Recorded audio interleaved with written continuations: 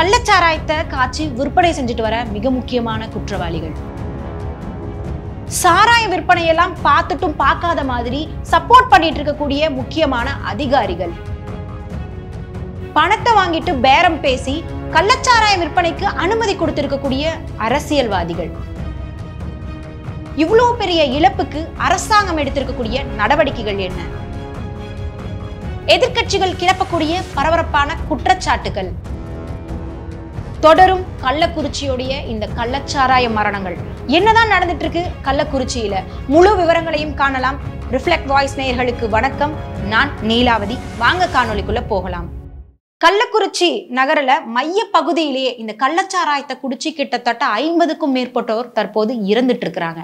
இந்த மாதிரியான ஒரு சூழ்நிலையில அருகிலே காவல் நிலையமும் மிக அருகிலே நீதிமன்றமும் இப்படி மிக முக்கியமான பகுதியில இந்த கள்ளச்சாராய மரணம் அரங்கேறி இருக்கு. தமிழ்நாட்டை ஒழுக்கக்கூடிய இந்த 50 நபர்களுடைய மரணம் அப்படிங்கிறது வெறும் கள்ளச்சாராயத்தை குடிச்சு அவங்க இறந்துட்டாங்க அப்படிங்கிறத பார்க்கறத விட நம்ம தமிழ்நாட்டோடைய அட்மினிஸ்ட்ரேட்டிவ் வந்துட்டு கேள்வி கேட்கக்கூடிய விதமா தான் அமைஞ்சிருக்கு. இதற்கு பின்னணியில இருக்கக்கூடிய அதிகாரிகள் பணத்தை வாங்கிட்டு அமைதியா விட்டுட்டாங்களா? தொடரும் இந்த கள்ளச்சாராய மரணங்களுக்கு அரசு எந்த விதமான நடவடிக்கையும் எடுக்கலையா அப்படிங்கிற முதல் கேள்விதான் இப்பொழுது பார்க்கப்பட்டு வருது. உடனே இறந்ததும் நீங்க 10 லட்சம் ரூபாய் கொடுக்கறதும் அவங்களுக்கு இழப்பீட கொடுத்து அப்போதைக்கு சமாதானப்படுத்துறதும் தான் இந்த மாதிரியான மரணங்களுக்கு முக்கியமான நடவடிக்கையா இருக்குமா அப்படிங்கிற பார்வையில தான் இன்னைக்கு எதிர்க்கட்சிகள் வரைக்குமே பல கேள்விகளை அடுக்கிட்டு இருக்கிறாங்க. தற்போது வரைக்குமே இந்த கள்ளச்சாராயத்தை குடிச்சு உயிரிழந்தவரோட எண்ணிக்கை 50க்கும் மேல உயர்ந்துட்டு வருது. இது வரைக்குமே கள்ளக்குறிச்சி மருத்துவமனையில 27 பேரும், சேலம் மருத்துவமனையில 15 பேரும், விழுப்புரம் மருத்துவமனையில 4 பேரும், புதுச்சேரி ஜிம்பர் மருத்துவமனையில 3 பேர் என மொத்தமாக கிட்டத்தட்ட 50க்கும் மேற்பட்ட நபர்கள் வந்து பாத்தீங்கன்னா இறந்திருக்கிறாங்க. இதுல குறிப்பிட்ட அளவுல 4 பெண்களும் இருக்கிறாங்க. மேலும் 89 பேருக்கும் மேல அரசு மருத்துவமனைகள்ல தற்போது சிகிச்சை கொடுக்கப்பட்டு வருது. இந்த மாதிரியான ஒரு சூழ்நிலையில தான் தமிழகம் முழுவதுமே காவல்துறையினர் கள்ளச்சாராய தடுப்பு நடவடிக்கைகள் எல்லாம் இவ்வளவு மரணங்களுக்கு பிறகு இப்ப வந்துட்டு ரொம்ப விரிவா எடுத்து நடத்திட்டு இருக்காங்க. இந்த சம்பவம் தொடர்பாக கள்ளக்குறிச்சி மாவட்டம் ஆட்சியர் செய்தியாளர்கள் கிட்ட என்ன சொல்லியிருக்காருன்னா, கள்ளக்குறிச்சி மருத்துவமனையில 3 பேர் செயற்கை சுவாச சிகிச்சையிலிருந்து மீண்டும் நலம் பெற்றிருக்காங்க. மேலும் 18 பேர் அதிதீவிர சிகிச்சை பிரிவிலும் 14 பேர் தீவிர சிகிச்சை பிரிவிலும் இருக்கிறாங்க. கண் பாதிப்பு ஏற்பட்டவர்களை கண்காணிக்க தனி மருத்துவ குழு அமைக்கப்பட்டு சிகிச்சையும் அளிக்கப்பட்டு வருது அப்படிங்கிற வகையில ஒரு ஸ்டேட்மெண்ட்டை சொல்லியிருக்கிறாரு. இந்த நிலையில தான் இவ்வளோ நபர்கள் இப்ப ட்ரீட்மெண்ட்ல இருந்தாலுமே கூட மிக முக்கியமாக இந்த குற்ற பின்னணியில இருக்கக்கூடிய நபர்கள் யாரு, இன்னும் எத்தனை பேர் இதுல வந்து பாத்தீங்கன்னா அரெஸ்ட் ஆயிருக்காங்க அப்படிங்கிற ஒரு விஷயம் இங்க முக்கியமானதாக பார்க்கப்படுது. அதாவது இந்த கள்ளச்சாராய விவகாரத்தை பொறுத்த வரைக்கும் ரொம்ப முக்கியமான குற்றவாளியாக கருதப்படக்கூடிய மாதேஷ் என்பவர் தற்போது கைது செய்யப்பட்டிருக்கிறாரு. இவர் இந்த கள்ளச்சாராயத்தை விஷச்சாராயமாக மாத்தி இருக்கக்கூடிய மெத்தனால் விற்பனை செஞ்சுட்டு இருக்கக்கூடிய ஒரு விநியோகஸ்தராக அறியப்பட்டு தற்போது இவரை கைது செஞ்சிருக்கிறாங்க. மாதேஷ் இருந்து இந்த மெத்தனாலை வாங்கி இந்த சின்னதுரை அதனை கோவிந்தராஜுக்கு விற்பனை செஞ்சிருக்கிறாரு. அதாவது இவங்க 2 பேருமே இந்த கள்ளச்சாராயத்தை விற்பனை செஞ்சுட்டு வரவங்க. அதே சமயம் இந்த கள்ளக்குறிச்சி விஷ சாராய விவகாரத்துல தொடர்புடைய ஜோசப் ராஜா என்பவரும் தற்போது கைது செய்யப்பட்டிருக்கிறாரு. புதுச்சேரியிலிருந்து சாராயம் மற்றும் மூலப்பொருட்களை வாங்கி ஜோசப் ராஜா விற்பனை செஞ்சுட்டு வந்துட்டு இருக்கிறாரு அப்படிங்கிறது தான் தற்போதைய போலீஸ் விசாரணையில தெரிய வந்திருக்கு. இந்த ஜோசப் ராஜா அடுத்ததாக கொடுக்கப்படக்கூடிய ஒவ்வொரு தகவலின் அடிப்படையில தான் இந்த கள்ளச்சாராய வழக்க பொறுத்த வரைக்கும் இதுல யார் யாரெல்லாம் ஈடுபட்டு இருக்காங்க, இதன் பின்னணியில இருக்கக்கூடிய அரசியல்வாதிகள்லாம் யாரு அப்படிங்கிற மிக முக்கியமான பல முடிச்சுகள் வந்துட்டு அவ்வளவு இருக்கு. இந்த கள்ளச்சாராய மரணம் தொடர்பான வழக்கு தற்போது சிபிசிஐடி விசாரணைக்கு மாற்றப்பட்டு விசாரணையும் நடந்துட்டு வந்துட்டு இருக்கு. இந்த வழக்குல இதுவரைக்கும் 7 பேர் கைது செய்யப்பட்டிருக்காங்க. 3 நபர்கள் நீதிமன்றத்துல ஆஜர்படுத்தப்பட்டிருக்கிறாங்க. இது தொடர்பாக முக்கியமான ஒரு குற்றவாளியாக கருதப்படுறவர் தான் சின்னதுரை. இவர் சிபிசிஐடி அதிகாரிகள் கிட்ட இவர் கைது செய்யப்பட்ட அன்று இரவிலிருந்தே பலமான விசாரணை எல்லாம் பண்ணிட்டு இருக்காங்க. இவரிடம் நடத்தின விசாரணையில பல்வேறு வகையான அதிர்ச்சி தகவல்கள்லாம் தற்போது வெளியில வந்திருக்கு. அதுல கடந்த 17ஆம் தேதி பாண்டிச்சேரியை சேர்ந்த இந்த மாதேஷ் அப்படிங்கிறவர் தான் இந்த சின்னதுரை முதலாக மெத்தனாலை வாங்கி வந்திருக்காரு. சின்னதுரை கிட்ட இருந்து இந்த 4 டியூப்கள் அடைக்கப்பட்டிருக்கக்கூடிய மொத்தம் 60 லிட்டர் மெத்தனாலையும் 100 சிறிய பாக்கெட்களையும் கண்ணுக்குட்டி என்கின்ற கோவிந்தராஜ் வாங்கி இருப்பதும் தெரிய வந்திருக்கு. கோவிந்தராஜ் வச்சிருக்கக்கூடிய இந்த மெத்தனால அவருடைய தம்பி தாமோதரன் குடிச்சு பார்த்து அது காலாவதியானது என கூறி இருக்கிறார். ஆனா இருந்த போதிலும் இது விலையுயர்ந்த மெத்தனால் என கூறி சின்னதுரை வந்துட்டு அவங்க கிட்ட விற்பனையும் செஞ்சிருக்கிறாரு. சின்னதுரை கிட்ட இருந்து அடிக்கடி இந்த மெத்தனால இந்த கண்ணுக்குட்டி என்ற நபர் வந்து பாத்தீங்கன்னா எப்போதுமே வாங்கிட்டு வர்றதால இந்த முழு தொகையும் கொடுத்து வாங்குவதுதான் ஒரு வழக்கமாகவும் இருந்தது. ஆனா கடந்த 17ஆம் தேதி வாங்கி இருக்கக்கூடிய இந்த மெத்தனாலுக்கு இந்த கண்ணுக்குட்டி அப்படிங்கிற நபர் வந்து பாத்தீங்கன்னா முன்பணத்தை மட்டும் கொடுத்துட்டு அந்த மெத்தனாலை வாங்கிட்டு வந்திருக்கக்கூடிய தகவலை போலீஸ் விசாரணையில தெரியப்படுத்தியிருக்காங்க. இந்த மாதேஷ்க்கு எங்கிருந்து இந்த மெத்தனால் கிடைக்குதுன்னு பாத்தீங்கன்னா, ஆந்திராவில இருந்துதான் மொத்தமாக மெத்தனாலை வாங்கி வந்து பாண்டிச்சேரியில வச்சு விற்பனை செஞ்சுட்டு வராரு மாதேஷ். இதுல என்ன ஒரு ஹைலைட்னா, இந்த கள்ளச்சாராயத்தை பல ஆண்டுகளாக விற்பனை செஞ்சுட்டு வரக்கூடிய இந்த கண்ணுக்குட்டிக்கு குடிப்பழக்கமே இல்லையாமா. அதனால அவருடைய தம்பி தாமோதரன் தான் எப்போதுமே இதெல்லாம் குடிச்சு பார்த்து வாங்கிட்டு வராரு அப்படிங்கிறதையும் விசாரணையில தெரியப்படுத்தியிருக்கிறாங்க. சின்னத்துறையோடைய நண்பர்களாக இருக்கக்கூடிய மதன்குமார் மற்றும் ஜோசப் ராஜா, இவங்க 2 பேர்த்தையுமே இந்த மெத்தனால் விற்பனை தொடர்பாக சிபிசிஐடி போலீசார் கைது செஞ்சிருக்கிறாங்க. மதன்குமார் கடந்த 2021ஆம் ஆண்டு ரெட்டியார் குப்பத்துல கள்ளச்சாராயம் விற்பனை செஞ்ச ஒரு வழக்குல குண்டர் தடுப்பு சட்டத்தின் கீழே கைது செய்யப்பட்டு சிறையிலையும் இருந்துட்டு வந்திருக்காரு. இப்ப சமீபத்துல வெளியில வந்த உடனே இவருடைய வேலையை மறுபடியும் ஆரம்பிச்சிருக்கிறாரு. சின்னத்துறையோடைய மற்றொரு நண்பராக இருக்கக்கூடிய ஜோசப் ராஜா என்பவர் வந்து பாத்தீங்கன்னா, பன்ருட்டி அடுத்த காடாம்புலியூர் பகுதியில தலைமறைவாக இருந்த நிலையில அவரையும் போலீசார் கைது செஞ்சிருக்கிறாங்க. இப்படி இந்த வழக்குல பின்னணியில இருக்கக்கூடிய மிக முக்கியமான இந்த கள்ளச்சாராயத்தை விற்பனை செய்யறவங்களும் இந்த மெத்தனால் விற்பனை செய்யறவங்களும் வந்து பாத்தீங்கன்னா தொடர்ந்து அதிரடி நடவடிக்கை உட்பட்டு கைது செய்யப்பட்டுட்டு வராங்க. இவ்வளோ நாளாக இந்த அளவுக்கு ஒரு மெயின் ஏரியால இப்படி தொடர்ந்து கள்ளச்சாராயம் விற்பனை செய்யப்பட்டு இருக்கக்கூடிய இந்த ஒரு அவல நிலையை அங்க இருக்கக்கூடிய காவல் அதிகாரிகள் கண்டுக்கலையா அப்படிங்கிறது தான் இன்னைக்கு மிக முக்கியமான ஒரு கேள்வியா எழுப்பப்பட்டு இருக்கு. வெறும் 100 மீட்டர் சுற்று வட்டாரங்கள்லயே எல்லா அதிகாரமிக்க அதிகாரிகளும் இருக்கக்கூடிய இடத்துல இந்த அளவுக்கு கள்ளச்சாராயம் கொடுக்கறதுக்கு மேலிடத்துல இருந்து ஒரு அனுமதி இல்லாம இப்படி எல்லாம் நடந்துட்டு இருக்குமா?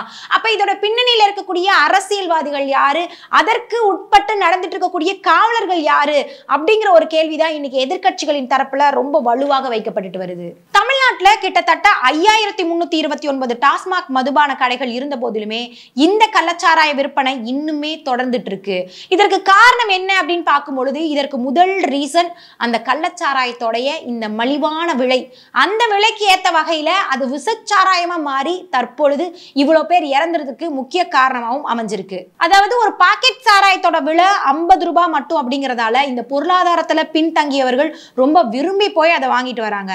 இன்னொன்னு வந்து பாத்தீங்கன்னா, அதிகாலை முதல் நள்ளிரவு வரைக்குமே எப்போதுமே இந்த கள்ளச்சாராயம் விற்பனை அப்படிங்கிறது கிராமப்புறங்கள்ல ரெகுலரா வந்து பாத்தீங்கன்னா கிடைச்சிட்டும் இருக்கு. இதோட இல்லாம கள்ளக்குறிச்சியில 24 மணி நேரமும் இந்த கள்ளச்சாராயம் கிடைக்கிறதால ஆட்டோ, இருசக்கர வாகனம் என பலவற்றிலுமே வீட்டுக்கே வந்துட்டு டோர் டெலிவரி செஞ்சுட்டு இருக்கக்கூடிய அவல நிலை தற்போது கள்ளக்குறிச்சியில தான் அரங்கேறிட்டு இருக்கு. கள்ளக்குறிச்சியில மட்டும் இல்லாம திருவண்ணாமலை, திருப்பத்தூர் மாவட்டத்தோட ஜவ்வாது மலை, கள்ளக்குறிச்சியோட கல்வராயன் மலை ஆகிய பகுதிகளில் வந்து பாத்தீங்கன்னா இந்த கள்ளச்சாராயம் உற்பத்தி செய்யப்பட்டதாக பல முறை நடவடிக்கையும் எடுக்கப்பட்டிருக்கு. கள்ளக்குறிச்சி சம்பவத்திற்கு பின்னாடி தமிழ்நாட்டுடைய பல்வேறு மாவட்டங்கள்ல கள்ளச்சாராயம் விற்பனை தொடர்பாக தற்போது ரெய்டு நடத்தப்பட்டு கன்னியாகுமரி உட்பட சில இடங்கள்ல கைது நடவடிக்கையும் எடுக்கப்பட்டு இருக்கு. இதை தவிர விழுப்புரம், கடலூர், அரியலூர், செங்கல்பட்டு ஆகிய மாவட்டங்கள்ல அடிக்கடி கள்ளச்சாராயம் தொடர்பான ரெய்டும் நடத்தப்பட்டு தற்போது கைது நடவடிக்கையும் ஆரம்பிக்கப்பட்டிருக்கு. யாரு அதிகமாக போதை தரக்கூடிய சாராயத்தை உற்பத்தி செய்யறாங்க அப்படிங்கிற இந்த போட்டியின் அடிப்படையில தான் தற்போது அதிக அளவுக்கான மெத்தனாலை கலந்து அந்த மெத்தனால் மூலமாக அதிகமாக அந்த போதை உணர்வு தூண்டுறதுக்காக தான் இந்த மாதிரி போட்டியாளர்களிடம் தான் வெற்றி பெற வேண்டும்ங்கிற ஒரே ஒரு காரணத்துக்காக இவ்வளோ பேர் உயிரை வந்துட்டு பணையம் வச்சிருக்கிறாங்க இந்த கள்ளச்சாராய விற்பனை வியாபாரிகள். பொதுவாகவே இந்த கள்ளக்குறிச்சி போன்ற பகுதிகளில் இருக்கக்கூடிய மக்கள் வந்துட்டு விவசாய கூலி வேலை, சுமை தூக்கும் வேலை, பெயிண்டிங், பிளம்பிங், கொத்தனார், சித்தால், காவலாளி போன்ற வேலைகளை மட்டும்தான் நம்பி இருக்கிறாங்க. டாஸ்மாக் கடைகள்ல அதிக விலைக்கு மதுபானம் வாங்க முடியாத பொருளாதாரத்துல பின்தங்கி இருக்கக்கூடிய இந்த நபர்கள் இது போன்ற கள்ளச்சாராயத்தை நோக்கி செல்வதாக கள்ளக்குறிச்சி சம்பவத்துல பாதிக்கப்பட்டிருக்கக்கூடிய குடும்பங்களை சேர்ந்தவர்கள் வந்துட்டு சொல்றாங்க. 50 ரூபாய்க்கு விற்கப்படக்கூடிய இந்த கள்ளச்சாராயம் அவங்களுக்கு உடல் வலியை போக்குவதற்கான மருந்தாதான் அந்த பகுதிகளில் பார்க்கப்பட்டுட்டு வருது. இதுவரைக்கும் இவ்வளோ கள்ளச்சாராய மரணங்கள்லாம் நடந்திருக்கே, இதுக்கெல்லாம் காவல்துறை எந்த விதத்துல ஆக்ஷன் எடுத்துட்டு இருக்காங்கன்னு பார்த்தா, கள்ளச்சாராயத்தை தடுப்பது தமிழ்நாடு மதுவிலக்கு காலால் பிரிவு காவல்துறையோட பொறுப்பா இருக்கு. கடந்த 2021 முதல் கள்ளச்சாராயத்துக்கு எதிரான நடவடிக்கைகள்ல 4,60,000 பேர் கைது செய்யப்பட்டிருக்கிறதாகவும் அதுல 565 பேர் குண்டர் சட்டத்தின் கீழே கைது செய்யப்பட்டிருக்கிறதாகவும் தமிழக முதலமைச்சர் மு க ஸ்டாலின் அவர்கள் தமிழ்நாடு சட்டமன்றத்துல தெரிவிச்சிருக்கிறாரு. கடந்த வருடம் நடந்த மரக்காணம் கள்ளச்சாராய மரணத்துல கூட சிபிசிஐடி காவல்துறையினர் 21 பேரை கைது செஞ்சதுடன் அதில் 8 பேரை குண்டர் தடுப்பு சட்டத்தின் கீழே கைது செஞ்சு சிறையில் அடைக்கப்பட்டிருக்கிறதாவும் தெரிவிச்சிருக்கிறாரு. மேலும் அண்மையில கல்வராயன் மலையில இயங்கி வந்த கள்ளச்சாராய ஆலை ஒன்றை கடலூர் மாவட்ட காவல்துறையினர் கண்டுபிடிச்சு நடவடிக்கை எடுத்திருக்கிறதையும் குறிப்பிட்டிருக்கிறாரு.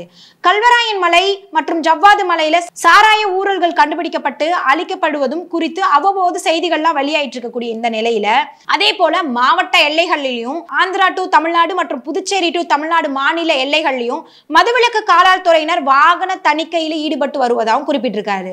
இத்தனை நடவடிக்கைகளால் எடுக்கப்பட்டிருந்தாலுமே கூட இந்த கள்ளச்சாராயம் முற்றிலும் ஒழிக்க முடியவில்லை அப்படிங்கிறது தான் இந்த கள்ளக்குறிச்சி சம்பவம் நமக்கு வெளிக்காட்டுது. கள்ளச்சாராயத்தை பொறுத்த வரைக்கும் யாராவது போய் கம்ப்ளைண்ட் பண்ணாங்கன்னா அந்த புகாரை வந்துட்டு போலீசார் பணம் வாங்கிட்டு எடுத்துக்கிறது இல்லை அப்படிங்கிறதா மக்கள் மத்தியிலிருந்து எழுப்பப்படக்கூடிய மிக முக்கியமான ஒரு கேள்வியாகவும் அமைஞ்சிருக்கு. இதேதான் தற்போது கள்ளக்குறிச்சியில இந்த கருணாபுரம் மக்கள் வந்து பாத்தீங்கன்னா சொல்லியிருக்கிறாங்க. தமிழக காவல்துறை சார்பில் போலீஸ் மற்றும் பொதுமக்களிடையே இந்த நல்லுறவை ஏற்படுத்த கிராம காவலர்கள் திட்டம் கடந்த 2021ஆம் ஆண்டு தொடங்கப்பட்டிருக்கு. இந்த திட்டத்தின் கீழே பொதுமக்கள் தங்களுடைய பகுதிகளில் நடக்கக்கூடிய பிரச்சனைகள், சந்தேக நபர்களுடைய நடமாட்டம், கள்ளச்சாராயம் விற்பனை குறித்து புகார் அளிக்க ஊக்கமும் அளிக்கப்பட்டிருக்கு. ஆனா இந்த கள்ளச்சாராயம் குறித்து அங்க இருக்கக்கூடிய பகுதி மக்கள் இவ்வளவு தூரம் கம்ப்ளைண்ட் பண்ணியுமே இவ்வளவு உயிர்கள் இழப்பதற்கு முக்கிய காரணமாக இன்னைக்கு காவலர்கள் இருந்துட்டாங்க அப்படிங்கிறது தான் இன்னைக்கு மிகப்பெரிய ஒரு கேள்வியாகவும் குற்றச்சாட்டாகவும் அமைஞ்சிருக்கு. தற்போது இந்த கள்ளக்குறிச்சி கள்ளச்சாராய வழக்கில் வந்துட்டு கைது செய்யப்பட்டிருக்கக்கூடிய இந்த நபர்கள் அரசியல் பலம் உள்ளதா அப்படிங்கிற தோணியில தற்போது விசாரணை நடத்தப்பட்டு வருது. அதன் அடிப்படையில இந்த நபர்களுடைய வீடுகளில் நடத்தப்பட்ட சோதனையில சம்பந்தப்பட்ட கட்சி தலைவரோட இருக்கும் புகைப்படமும் போலீசார் கைப்பற்றியதாக தற்போது ஒரு தகவல் வெளியிலாயிருக்கு. கைதானவர்கள்ல சிலர் தமிழகத்தோட எதிர்கட்சிகளுடைய வரிசையில் உள்ள ஒரு குறிப்பிட்ட கட்சியை சேர்ந்தவர்கள்னு விசாரணையில தற்போது வெளிவந்ததாக ஒரு தகவல் குறிப்பிடப்பட்டு இருக்கு. மிக முக்கியமாக அரசியல் பலம் அப்படிங்கிறது இவங்களுக்கு இல்லாம இருந்திருந்தாங்கன்னா இந்த அதிகாரிகளுடைய நடவடிக்கைக்கு எப்பவோ உட்படுத்தப்பட்டிருப்பாங்க. ஆனா இங்க முழுக்க முழுக்க அரசியல்வாதிகளோட பலம் நிறைஞ்சு இவங்க காணப்படுறதாலதான் இவ்வளோ வருடங்களாக இவங்க பாட்டுக்கு சாவகாசமா டோர் டெலிவரி பண்ற அளவுக்கு இவங்க கள்ளச்சாராயத்தை தற்போது விற்பனை செஞ்சுட்டும் வந்திருக்கிறாங்க. கடந்த சில ஆண்டுகளாகவே பல மரணங்கள் இந்த கள்ளச்சாராயத்தால நடந்திருக்கு. அப்படி என்னென்ன மரணங்கள் இதன் அடிப்படையில் நடந்திருக்குன்னா 2023 மே மாதம் விழுப்புரம் மாவட்டம் இந்த மரக்காணம் மற்றும் செங்கல்பட்டுள்ள மதுராந்தகத்துல கள்ளச்சாராயம் கொடுத்ததுல 21 பேர் உயிரிழந்திருக்கிறாங்க. 2008ஆம் ஆண்டு தமிழ்நாடு டு கர்நாடகா எல்லையில கள்ளச்சாராயம் குடிச்சு 148 பேர் பலியாகி இருக்காங்க. இதுல 41 பேர் தமிழர்கள். இந்த சம்பவத்தை தொடர்ந்து 21 போலீசார தமிழ்நாடு அரசு பணியிட நீக்கம்லாம் செஞ்சிருக்கு. 2001ஆம் ஆண்டு பன்ருட்டியில கள்ளச்சாராயம் குடிச்சதுல 52 பேர் இறந்ததாக டைம்ஸ் ஆஃப் இந்தியா செய்தி குறிப்பிட்டிருக்கு. 20 பேருக்கு கண் பார்வை வேற பறிபோயிருக்கு. புதுச்சேரியிலிருந்து சில வியாபாரிகள் இந்த கள்ளச்சாராயத்தை கொண்டு வந்துட்டு தமிழ்நாடு முழுவதும் வித்துட்டு இருக்கிறதாக சில செய்திகளும் வந்து பாத்தீங்கன்னா குறிப்பிடப்பட்டிருக்கு. இப்பேற்பட்ட இந்த கள்ளச்சாராயம் அப்படிங்கிற இந்த ஒரு விஷயத்தால இன்னைக்கு இவ்வளோ உயிர் போயிருக்கக்கூடிய சூழ்நிலையில கூட இந்த கள்ளச்சாராய நெட்வொர்க் தற்போது பெரிய அளவுல மரணங்களை நேர்ந்திருக்கக்கூடிய இந்த கருணாபுரத்தை சேர்ந்திருக்கக்கூடிய கண்ணுக்குட்டி என்ற கோவிந்தராஜும் அவருடைய சகோதரர் தாமோதரன் ஆகிய இருவரும் தான் இந்த கருணாபுரத்தை பொறுத்த வரைக்கும் இந்த பகுதிகளில் இந்த கள்ளச்சாராய விற்பனையை வந்துட்டு அமோகமா செயல்படுத்திட்டு வந்திருக்காங்க. இங்க இருக்கக்கூடிய தொழிலாளர்கள் எல்லா நேரங்களிலும் வேலைக்கு செல்வார்கள் அப்படிங்கிறதால இந்த கள்ளச்சாராய விற்பனை 24 மணி நேரமும் அங்க அரங்கேறி இருக்கு. இதுல என்ன ஒரு ஹைலைட்டான விஷயம்னா இவ்வளவு மரணங்கள் நடந்திருக்கக்கூடிய இந்த பகுதியில் இருக்கக்கூடிய மக்கள் தன்னுடைய உற்றார் உறவினர்கள் எல்லாம் இழந்த பிறகும் கூட இந்த கள்ளச்சாராயம் விற்பனை யாரு செய்யறாங்க அப்படிங்கிற எல்லா தகவலும் தெரிஞ்சிருந்தும் கூட அவங்க யாருமே வாய் திறக்காம இருக்கிறது தான் ரொம்ப பெரிய ஒரு அதிர்ச்சியை கொடுக்கிற விதமா அமைஞ்சிருக்கு. இதுல தன் மனைவியுடன் சாராயம் குடிச்சு இறந்து போன சுரேஷோடைய தங்கை மட்டும்தான் கண்ணுக்குட்டி அப்படிங்கிற இந்த நபருடைய பெயரையே சொல்லியிருக்காங்க. இந்த பகுதியில சாராயம் விற்பது கண்ணுக்குட்டி அண்ணன் தான் அப்படிங்கிற அழுகுரலோடு அவங்க சொல்லியிருக்கக்கூடிய இந்த தகவல் தான் இந்த விசாரணைக்கு ரொம்ப ஒரு முக்கியமானதாகவும் பார்க்கப்பட்டு வருது. மேலும் இவங்க அடிக்கடி வந்துட்டு இந்த கள்ளச்சாராயத்தை குறித்து ஏதாவது தகவல் வந்து காவலர்களுக்கு கொடுத்து அந்த காவலர்கள் வந்து ரெய்டுக்கு வரும்போது கூட அவங்க இமீடியட்டா அந்த இடத்துல இருந்து தப்பிச்சு போறாங்க. அதனால ஒரு முறை கூட இவங்களை கைது செய்யவே முடியல அப்படிங்கிற விஷயத்தையும் அந்த மக்கள் ரொம்பவும் கனத்த இதயத்தோட தெரிவிக்கிறாங்க. சாராயம் விற்று வந்திருக்கக்கூடிய இந்த கண்ணுக்குட்டியோட குடிசை அருகில இருக்கக்கூடிய நபர்கள் கூட பேசுறதுக்கு வாயே திறக்க மாட்டேங்கிறாங்க, தயங்குறாங்க.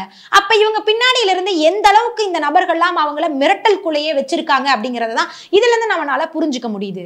இப்பேற்பட்ட சூழ்நிலையில இந்த மெத்தனால் அப்படிங்கிற இந்த ஒரு அமிலத்தன்மை இந்த சாராயத்துல கலக்கும் போதுதான் அது வந்துட்டு மூளை நரம்பு வரைக்கும் ரத்தத்தில் இருக்கக்கூடிய அமிலத்தன்மையோடைய வீரியத்தை அதிகப்படுத்தி கண் பார்வை இழப்பில இருந்து உயிர் போகக்கூடிய சூழ்நிலை வரைக்கும் உருவாக்கக்கூடிய இந்த கொடிய மெத்தனால் எப்படி தமிழகத்துல வந்துட்டு விற்பனை செய்யப்பட்டுட்டு வருது அப்படிங்கிற விஷயத்த நம்ம கண்டிப்பா தெரிஞ்சுக்கணும்.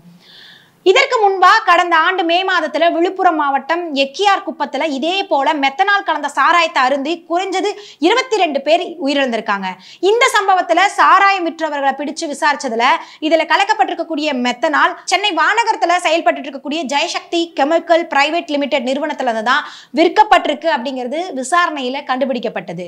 இந்த நிறுவனத்தோடைய உரிமையாளர்கள்லாம் கைது செய்யப்பட்டு அவங்க மீதும் வழக்கும் பதியப்பட்டிருக்கு. இப்போது நடந்திருக்கிறத போலவே தான் அப்போதும் மரக்காணம் காவல் நிலையம், மதுவிலக்கு பிரிவு, மேல்மருவத்தூர், மதுராந்தகம் காவல் நிலையம் பணியாற்றக்கூடிய காவல்துறை அதிகாரிகள் பலர் பணியிடை நீக்கமும் செய்யப்பட்டிருக்காங்க.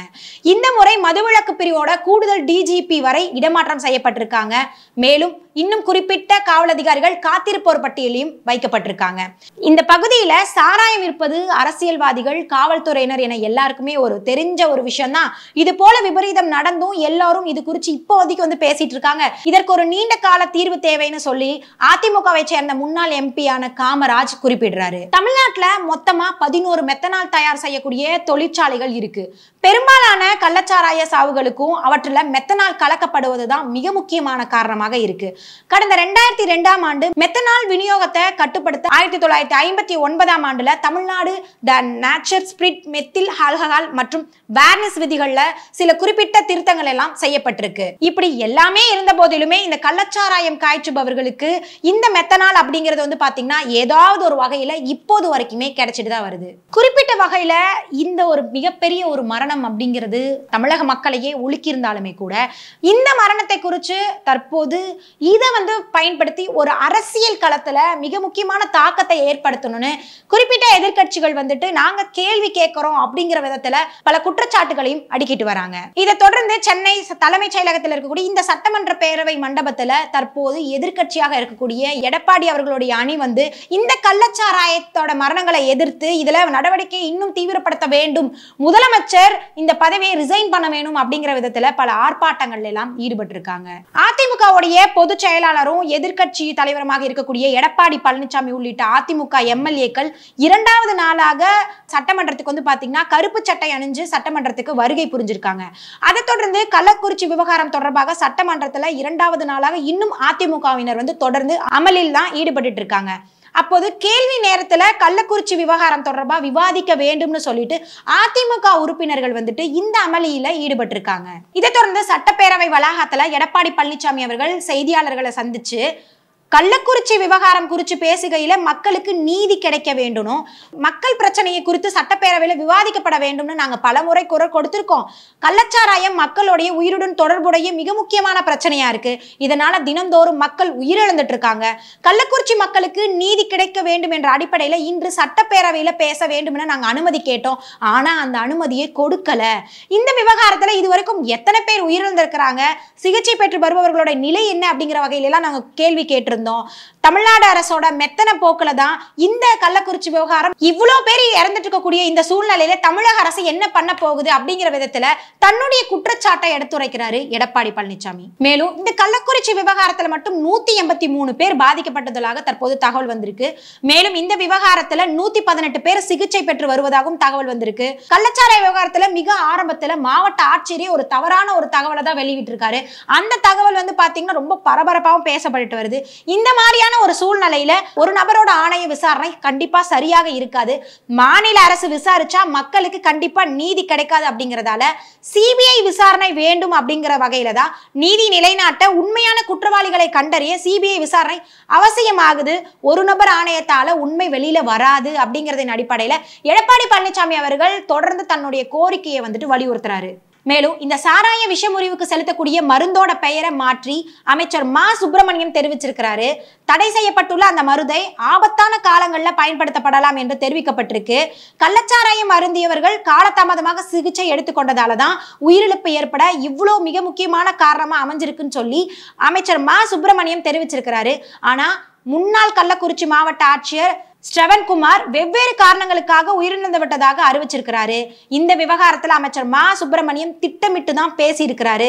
அரசு மெத்தன போக்கோட செயல்பட்டு வருது, துரிதமாக செயல்பட்டு வந்தா அங்க இருக்கக்கூடிய மக்களை காப்பாத்தி இருக்கலாம் அப்படிங்கிற அடிப்படையில எடப்பாடி பழனிசாமி அவர்கள் தொடர்ந்து குற்றச்சாட்டை அடுக்கி வந்திருக்காரு. மேலும் இந்த குற்ற நடவடிக்கைக்கு பின்னாடி மிகப்பெரிய ஒரு கும்பல் இருக்கு, அந்த கும்பலுக்கு ஒரு அதிகாரம் பொருந்திய நபர்கள்லாம் சப்போர்ட் பண்ணிட்டு இருக்காங்கிற வகையிலையும் எடப்பாடி பழனிசாமி அவர்கள் தன்னுடைய குற்றச்சாட்டை அடுக்கினாரு. மேலும் கடந்த ஆண்டு கூட இதே மாதிரி ஒரு சம்பவத்துல சிபிசிஐடி விசாரணை நீங்க உருவாக்கி இருந்தீங்க. அந்த வழக்கு இப்ப வரைக்கும் என்னவாச்சுனே தெரியல. கடந்த ஆண்டு நடந்த இந்த கள்ளச்சாராய மரண வழக்குல யாரெல்லாம் கைது செய்யப்பட்டிருக்காங்க அப்படிங்கிறது கூட இப்ப வரைக்குமே தெரியல. கள்ளக்குறிச்சி மட்டும் இல்லாம தமிழகம் முழுவதுமே இந்த போதைப் பொருள் நடமாட்டம் அப்படிங்கிறது இந்த ஆட்சியில அதிகமாக இருக்கு அப்படிங்கிற ஒரு மிக முக்கியமான குற்றச்சாட்டை எடப்பாடி பழனிசாமி அவர்கள் செய்தியாளர்கிட்ட வைக்கிறாரு. இதே மாதிரி தேமுதிகவுடைய தலைவராக இருக்கக்கூடிய பிரேமலதா கள்ளச்சாராயம் அருந்தி உயிரிழந்தவர்களுக்கு ஒரு 10 லட்சம் ரூபாய் நிதி கொடுப்பது தவறானது, நிதியை கொடுப்பது கள்ளச்சாராயம் அருந்துபவர்களை ஊக்குவிப்பது போல இருக்கு, கள்ளச்சாராயத்தை ஒழிக்க வேண்டுமே தவிர அதை அருந்தியவர்களுக்கு நிதி கொடுக்க கூடாது அப்படிங்கிற விதத்துல தன்னுடைய எதிர்ப்பை வெளிப்படுத்தியிருக்காங்க. இதை தொடர்ந்து பாஜக தலைவர் அண்ணாமலை செய்தியாளர்களோட சந்திப்புல கள்ளக்குறிச்சியில விசசாராயத்தை குடிச்சு உயிரிழந்திருக்கக்கூடிய நபர்களுக்கு பாஜக சார்பில 1 லட்சம் நிவாரணம் வழங்கப்படும் சொல்லியிருக்காரு.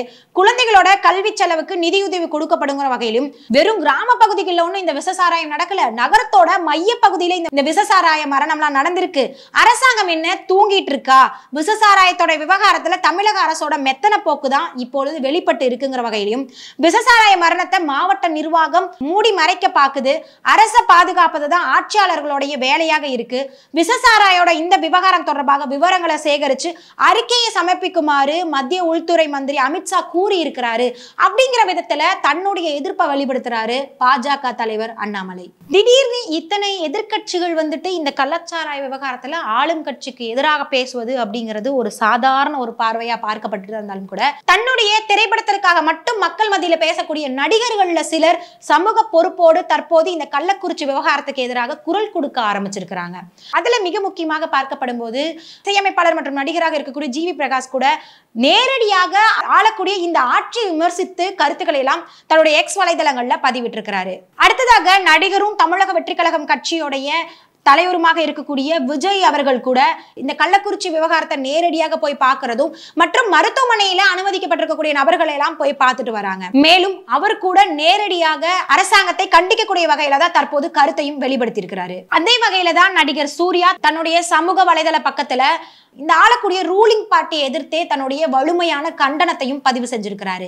அதாவது குறிப்பிட்ட வகையில சொல்ல போனா இவ்வளோ பேர் இறந்திருக்காங்க, இதற்கு மிக முக்கிய காரணமாக இருக்கக்கூடிய ஆட்சியர்கள் என்ன பண்ணிட்டு இருக்காங்க அப்படிங்கிற வகையிலும் இது குறித்து நடவடிக்கைகள் எடுக்கப்படாம ஏன் இந்த அளவுக்கு காலதாமதம் பண்ணணும் அப்படிங்கிற வகையிலையும் மேலும் சட்டவிரோதமாக விற்பனை செய்யப்படக்கூடிய இந்த விஷசாராயத்தை தடுக்க தவறிய ஆட்சி நிர்வாகத்திற்கு கடும் கண்டனம், இறந்த உயிர்களுக்கு ஆழ்ந்த இரங்கல்கள், மருத்துவமனையில இருப்பவங்களுக்கு நாங்க பிரார்த்திக்கிறோம் அப்படிங்கிற வகையில தன்னுடைய வலைதள பக்கத்துல பதிவிட்டிருக்கிறாரு. தற்போது நடிகர் சூர்யா அவர்கள் கூட நேரடியாக ஆட்சியாளர்களுக்கு கண்டனம் அப்படிங்கிற தெரிவிச்சிருக்கக்கூடிய இந்த ஒரு கருத்து கூட மிக முக்கியமாக தான் மக்கள் மத்தியில பார்க்கப்படுது. இதை தொடர்ந்து இந்த விவகாரம் தொடர்பாக பேசியிருக்கக்கூடிய பாமக தலைவர் ராமதாஸ் மற்றும் அன்புமணி ராமதாஸ் ஆகியோர் ரிஷிவந்தியன் எம்எல்ஏ மற்றும் சங்கராபுரம் எம்எல்ஏவுக்கு இந்த கள்ளக்குறிச்சி கள்ளச்சாராய விவகாரத்துல தொடர்பு இருக்கிறதாக ஒரு குற்றச்சாட்டை முன் வச்சிருக்கிறாரு.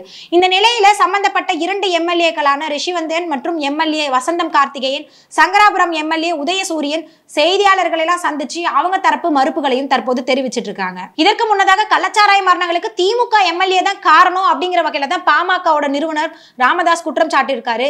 இது தொடர்பா சட்டப்பேரவை வளாகத்துல சங்கராபுரம் திமுக எம்எல்ஏ உதயசூரியன், ரிஷிவந்தியன் திமுக எம்எல்ஏ வசந்தம் கார்த்திகேயன் ஆகியோர் பாத்தீங்கன்னா கூட்டாக சேர்ந்து செய்தியாளர்களுக்கு பேட்டி அளிச்சிருக்காங்க. அப்போது கள்ளக்குறிச்சி விவகாரம் தொடர்பாக வசந்தம் கார்த்திகேயன் எம்எல்ஏ பேசுகையில எங்கள் மீது வைத்துள்ள குற்றச்சாட்டுகள் நிரூபிக்கப்பட்டா பொது வாழ்வுல இருந்து நாங்க விலக தயார், அப்படி நிரூபிக்கப்படாவிட்டால் பாமக நிறுவனர் ராமதாஸ் மற்றும் அக்கட்சியுடைய தலைவர் அன்புமணி ராமதாஸ் ஆகியோர் பொது வாழ்வுல இருந்து விலகிறதுக்கு தயாரா அப்படிங்கிற விதத்துல ஒரு கேள்வியை எழுப்பியிருக்கிறாரு. கள்ளக்குறிச்சி விவகாரத்துல கைதானவர்கள் திமுக நிர்வாகிகள் கிடையாது. நாடாளுமன்ற மக்களவை தேர்தல் நேரத்துல வாக்காளர்களுக்கு வழங்கப்படக்கூடிய கட்சி ஸ்டிக்கர் தான் அதுதான் அவங்களோட வீட்டுல ஒட்டப்பட்டிருக்கு அப்படிங்கிறதையும் தெரிவிச்சிருக்கிறாரு. மேலும் இது தொடர்பாக உதயசூரியன் எம்எல்ஏ பேசுகையில கள்ளக்குறிச்சி காவல் நிலையத்துடைய இந்த கள்ளச்சாராயம் தொடர்பாக அதிமுக எம்எல்ஏ அரசியல் ஆதாயம் வேண்டிதான் புகார்களை வந்துட்டு சொல்லிட்டு இருக்காருங்கிற வகையிலும் எங்கள் மீது பொய்யான குற்றச்சாட்டை தான் தற்போது பாமக தலைவரும் வச்சிருக்காரு அப்படிங்கிற வகையில ஒரு விளக்கத்தை கொடுக்கிறாரு. இந்த கள்ளக்குறிச்சி கள்ளச்சாராய விவகாரத்துல எவ்வளவோ தகவல்கள் வந்து நம்ம தொடர்ந்து பார்த்துட்டு வந்தாலுமே கூட அங்க இருக்கக்கூடிய மக்களுடைய வீட்டுல தற்போதைய கள நிலவரம் அப்படின்னா என்னன்னு பாத்தீங்கன்னா இந்த கள்ளக்குறிச்சி முழுவதும் முக்கியமா இந்த கருணாபுரத்தை பகுதிகளில் வந்து பாத்தீங்கன்னா அழுகுரலும் ஓலமும் தான் அதிகமாக இருக்கு. ஒரே வீட்டுல இருக்கக்கூடிய அம்மா அப்பா 2 பேருமே இறந்திருக்கக்கூடிய சூழ்நிலையில அவங்களுடைய 3 குழந்தைகளும் இன்னைக்கு நடுத்தெருவுல நிறுத்தப்பட்டிருக்காங்க. இதை தொடர்ந்து அந்த பகுதிகளில் இருக்கக்கூடிய மக்களுடைய வீட்டுல தொடர்ந்து இந்த மாதிரி மரணம் அப்படிங்கிறது நிகழ்ந்துட்டே வருது. ஹாஸ்பிட்டல்ல என்னதான் கொண்டு போய் அவசரமா சேர்த்தி இருந்தாலுமே கூட இந்த மெத்தனாலோடைய வீரியத்தால அவங்களை காப்பாற்ற முடியாத ஒரு சூழ்நிலை தான் தற்போது வந்துட்டு இருக்கு. இன்னுமே அதிகப்படியான நபர்கள் மருத்துவமனையில அனுமதிக்கப்பட்டிருக்கக்கூடிய இந்த ஒரு சூழ்நிலையில அவங்களுடைய உயிராவது காப்பாற்றப்படுமா அப்படிங்கிற ஒரு கேள்வியும் பதட்டமும் தான் இன்னைக்கு மக்கள் மத்தியில அதிகமா தொத்திட்டு இருக்கு.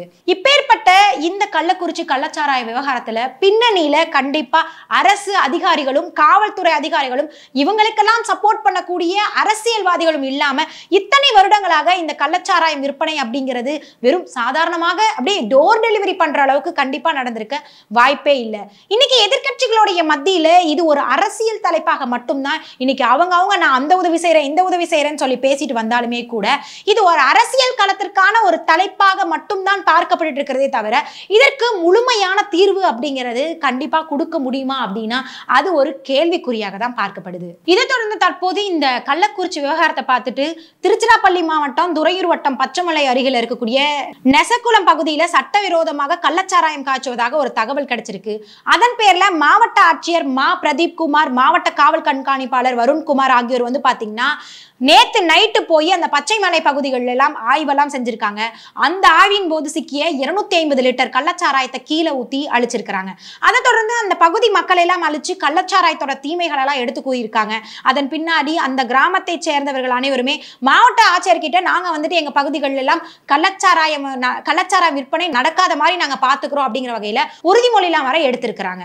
அதாவது ஒரு சம்பவம் நடந்து அது தீயாக பற்றி பரவிட்டு இருக்கக்கூடிய நேரத்துல இன்னொரு பகுதிகளில் இதே மாதிரி கள்ளச்சாராயம் பிடிக்கப்பட்டு அங்க போய் ஆய்வுகள்லாம் பண்ணிட்டு இருக்காங்க. அப்ப தமிழ்நாட்டுல இந்த மறைக்கப்பட்ட திரையின்கு பின்னாடி இத்தகைய மிகப்பெரிய ஒரு கள்ளச்சாராய விற்பனை அப்படிங்கிறது நடந்துட்டு தான் வந்துட்டு இருக்கு. இந்த மதுவிலக்கை பொறுத்த வரைக்கும் அரசாங்கமே டாஸ்மார்க்கை எடுத்து பொதுமக்களுக்கு நல்லாவே மது விற்பனையை வந்துட்டு லீகலா பண்ணிட்டு இருக்கக்கூடிய அவலம் நம்மளோட இந்தியாவில தான் நடந்துட்டு இருக்கு.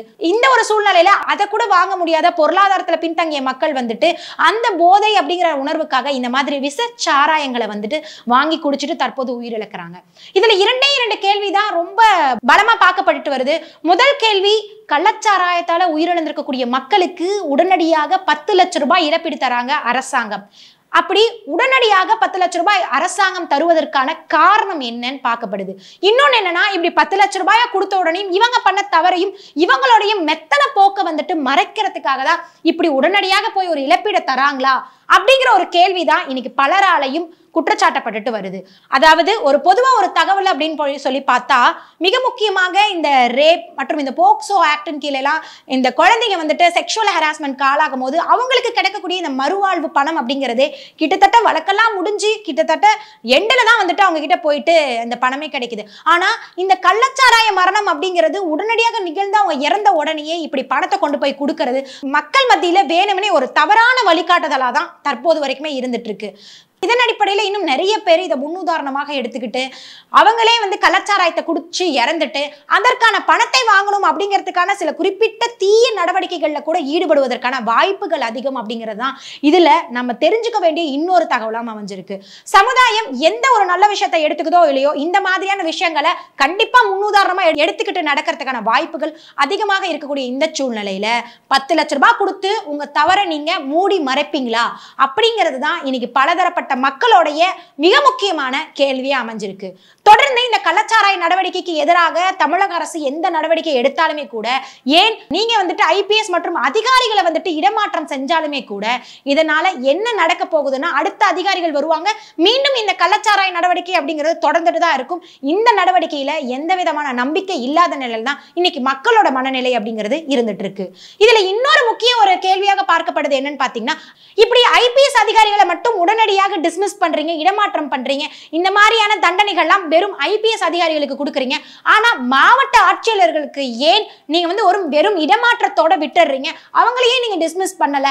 அப்ப உங்களுக்கு சாதகமா இருக்கக்கூடிய ஆட்சியாளர்களை உங்க கைக்குள்ளேயே வச்சுப்பீங்களா அப்படிங்கிற ஒரு கேள்வியும் இன்னைக்கு எதிர்க்கட்சி தரப்புல இருந்து எழுப்பப்பட்டு வருது.